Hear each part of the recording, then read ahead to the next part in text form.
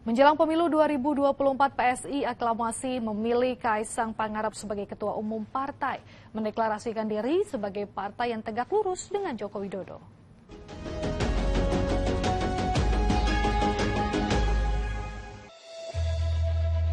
Pengangkatan Saudara Kaisang Pangarep sebagai Ketua Umum Dewan Pimpinan Pusat Partai Solidaritas Indonesia.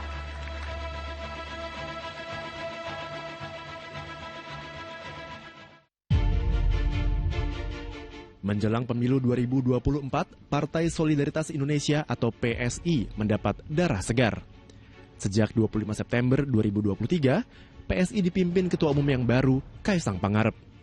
Putra bungsu Presiden Joko Widodo ini langsung didapuk menjadi orang nomor 1 di partai 2 hari setelah dirinya bergabung dengan PSI. 2024, PSI menjadi partai besar. Dan di 2024, PSI akan ada di DPR RI. Setelah terpilih sebagai Ketua Umum, Kaisang langsung tancap gas. Bersama sejumlah pengurus PSI, Kaisang keliling Indonesia, menemui kader partai dan warga di sejumlah daerah. Tidak hanya memperkenalkan diri, Kaisang juga mengajak warga untuk memilih PSI agar bisa lolos ke Senayan. Tidak hanya itu, baliho bergambar Kaisang juga langsung terpasang menyebar di berbagai titik. Lengkap dengan foto Joko Widodo dan angka 15 nomor urut PSI yang dikemas dalam kata optimis. PSI memang harus optimistis. Selain ingin meloloskan wakilnya di Senayan, PSI juga bertekad memenangkan pasangan Prabowo Subianto, Gibran Raka Buming Raka dalam pemilihan presiden 2024. Terlebih, Gibran merupakan kakak kandung Kaisang. Untuk itu, sejumlah program dicanangkan. 2 di antaranya yang mencolok perhatian publik adalah menggolkan Undang-Undang Perampasan Aset dan BPJS gratis.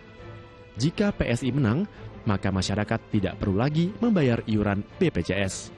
Kalau BPJS gratis buat semua warga negara, ini kan sebenarnya kalau kita bicara payung hukum, itu sudah ada di dalam konstitusi kita, bahwa semua warga negara itu punya hak untuk mendapatkan akses pelayanan kesehatan.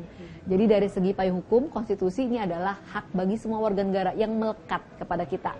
Namanya hak, sebenarnya kita tidak perlu bayar atau daftar, itu otomatis kita terima sebagai warga negara. Sebenarnya ini ada sumber-sumber yang bisa dialihkan. Yang perlu dilakukan adalah memang harus melalui proses legislasi, artinya Undang-Undang SJSN harus diubah, Undang-Undang BPJS-nya juga harus diubah gitu kan. Jadi mungkin saja, makanya programnya baru bisa dikerjakan, diperjuangkan ketika PSI sampai di Senayan, karena ini terkait dengan proses legislasi. PSI adalah partai politik yang didirikan setelah pemilu 2014, tepatnya pada 16 November 2014. Sejak berdiri, partai ini memperkenalkan diri sebagai partai anak muda. Bahkan mereka membatasi usia pengurus partainya harus di bawah 45 tahun. Selain anak muda dan perempuan, PSI juga memperjuangkan kesetaraan, pemerintahan bersih yang anti korupsi, dan pembangunan berkelanjutan. Pemilu 2019 menjadi pesta politik pertama yang diikuti PSI. Namun hasilnya kurang memuaskan. PSI hanya mendapat sekitar 2,6 juta suara atau 1,89%, sehingga gagal meloloskan wakilnya ke Senayan. Namun PSI berhasil menempatkan 13 wakilnya di DPRD tingkat provinsi yang tersebar di 6 provinsi. Masing-masing 1 di DPRD Banten, 8 di DKI Jakarta, 1 di Yogyakarta, 1 di Bali, 1 di Nusa Tenggara Timur, dan 1 di Sulawesi Utara. Sedangkan untuk DPRD tingkat 2, ada 60 wakil PSI yang tersebar di berbagai daerah. Belajar dari kegagalan di pemilu 2019, PSI bertekad bisa mendapat kursi di DPR pada pemilu 2024. Mereka kini lebih percaya diri, meski jalan menuju Senayan tidaklah mudah. Salah satu kekuatan politik mereka tentu saat ini ada di Kaisang, dan Kaisang jangan hanya lihat sebagai Kaisang secara individu, tapi ada sosok Jokowi yang ada di belakangnya yang memiliki nama besar dan pengaruhnya cukup signifikan.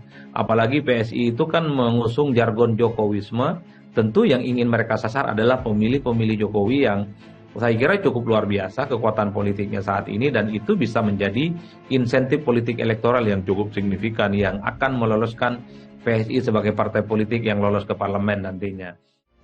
Kehadiran Kaisang yang relatif berusia muda diharapkan bisa mendongkrak suara PSI di pemilu mendatang.